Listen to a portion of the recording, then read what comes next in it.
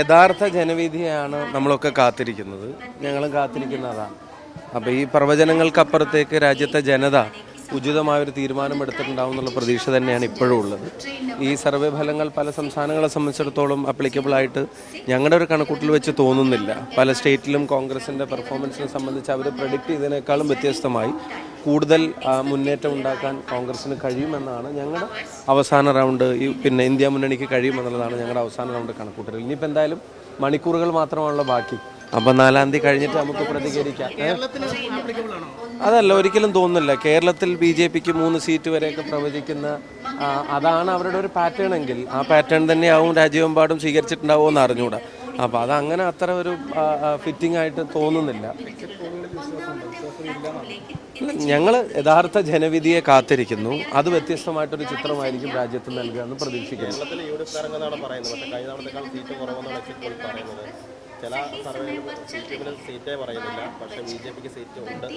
അല്ല, ഇനിയിപ്പം അതിൽ അവസാനം പറഞ്ഞ ഘടകത്തോടൊന്നും യോജിപ്പില്ല. ഇപ്പം 1 മുതൽ 3 വരെയുള്ള സീറ്റ് BJPക്ക് എന്ന് പറയുന്നതിൻ്റെതൊക്കെ ഒരു ബേസ് എന്താണെന്ന് മനസ്സിലാവുന്നില്ല. കേരളത്തെ സംബന്ധിച്ചിടത്തോളം ഞങ്ങൾക്ക് മികച്ച വിജയം ഉണ്ടാവും എന്നുള്ളത് ഞങ്ങൾ നേരത്തെ തന്നെ പറഞ്ഞിട്ടുള്ളതാണ്. 20 സീറ്റിലും നല്ല പെർഫോമൻസ് കാഴ്ചവെക്കാൻ കഴിയാവുന്ന രാഷ്ട്രീയ സാഹചര്യം കേരളത്തിലുണ്ട് എന്നുള്ളത് ഞങ്ങൾ നേരത്തെ തന്നെ പറഞ്ഞിട്ടുള്ളൊരു കാര്യമാണ്. എന്താണെങ്കിലും ഇനിയിപ്പം മണിക്കൂറുകൾ മാത്രമാണല്ലോ ബാക്കിയുള്ളത്.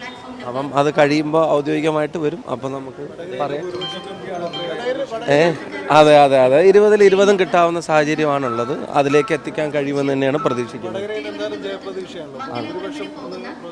അത് ഞാൻ നേരത്തെ പറഞ്ഞു. ഇനിയിപ്പോൾ ഏതായാലും ആയല്ലോ. ഇപ്പോൾ വേവോളം നമ്മൾ കാത്തു, ഇനി 6ഓളം കൂടെ കാക്കുക. കംഫർട്ടബിൾ ആയിട്ടുള്ള വിജയം വടകരയിൽ ഉണ്ടായിരിക്കും എന്നാണ് പ്രതീക്ഷിക്കുന്നത്.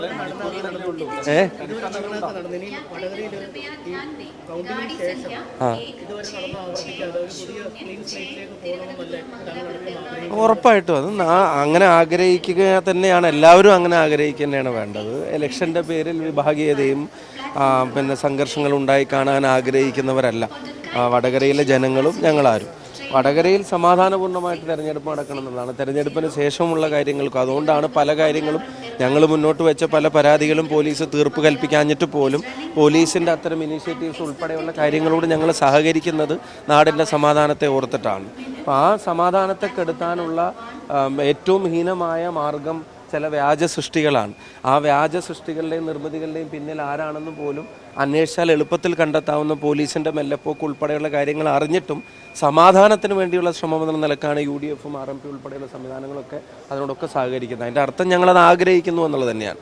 അപ്പോൾ ഞങ്ങൾക്ക് പ്രൊവോക്കേറ്റീവായിട്ടൊന്നും അക്കാര്യത്തിൽ പറയാനില്ല. പക്ഷേ ആവർത്തിച്ച് പറയുന്നു, ഇപ്പോൾ ഏറ്റവും ഒടുവിൽ പ്രചരിപ്പിക്കപ്പെട്ട വ്യാജ സൃഷ്ടി ഉൾപ്പെടെ ഉണ്ടാക്കിയത് ആരാണെന്ന് പോലീസ് കണ്ടെത്തി ശിക്ഷിക്കണം. അതൊരു നാടിൻ്റെ സമാധാനത്തെ കെടുത്താനും ഒരു നാടിനെ ഭിന്നിപ്പിക്കാനുള്ള ബോധപൂർവമായ ശ്രമമാണ്. അൺഇൻറ്റൻഷനലല്ല, ഇൻറ്റൻഷനലി ചെയ്തു വെച്ചൊരു കാര്യമാണ്. അത് ഞാൻ ആരെങ്കിലും അറിയാതെ ചെയ്തു വെച്ചൊരു കാര്യം ആ വഴിക്ക് പോട്ടെ എന്ന് വിചാരിക്കുമ്പോഴത്തേക്കും അതിനെ പിന്നെ ഉത്തരവാദിത്തപ്പെട്ട ആളുകൾ വല്ലാതെ ഓൺ ചെയ്യുന്ന കാഴ്ചയും നമ്മൾ കണ്ടു. ഇപ്പം സോഷ്യൽ മീഡിയയിൽ അങ്ങോട്ടും ഇങ്ങോട്ടും ഉണ്ടായിട്ടുള്ള എല്ലാ കാര്യങ്ങളിലും നടപടി എടുത്തോട്ടെ, അതിനകത്ത് ആർക്കും പരാതിയില്ല. പക്ഷെ ഇവിടെ വ്യാജമാണെന്ന് അറിഞ്ഞിട്ടും പിന്നെ ഇത്തരം ചില നിർമ്മിതികളെ ഓൺ ചെയ്യുന്ന നിർഭാഗ്യകരമായിട്ടുള്ളൊരവസ്ഥയുണ്ടായി. അപ്പോൾ അതിൽ യഥാർത്ഥത്തിൽ അതൊക്കെ ഉണ്ടാക്കിയത് ആരാണ്? അവർക്ക് നിയമം അനുശാസിക്കുന്ന ശിക്ഷ അവർക്ക് കൊടുക്കാൻ ഇവിടുത്തെ ഭരണകൂടത്തിന് ഉത്തരവാദിത്വമുണ്ട്, ഇവിടുത്തെ പോലീസ് സംവിധാനങ്ങൾക്ക് ഉത്തരവാദിത്വമുണ്ട്. പോലീസുമായിട്ടും ഈ സമാധാന ശ്രമങ്ങളും ഒക്കെ ആയിട്ട് ഞങ്ങൾ പൂർണ്ണതോതിൽ സഹകരിക്കാൻ തീരുമാനിച്ചിട്ട് തന്നെയാണ് അത്തരം ഇനീഷ്യേറ്റീവിലൊക്കെ പങ്കെടുത്തത്. അതേസമയം അവരവരുടെ ഉത്തരവാദിത്തം മറക്കരുത്.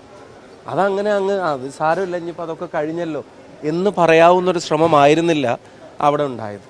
അപ്പോൾ അത് തീർച്ചയായിട്ടും നിയമപരമായ നടപടികൾ അത് വേണം. ഇനി അതിൻ്റെ പേരിലും ഒരു ഭിന്നിപ്പും ആർക്കും ഇതിൽ പ്രൊവോക്കേഷൻ ഉണ്ടാക്കാനൊന്നും ഞങ്ങൾ ആഗ്രഹിക്കുന്നില്ല. സമാധാനം ഉണ്ടാവണം, സത്യം പുറത്തു വരണം.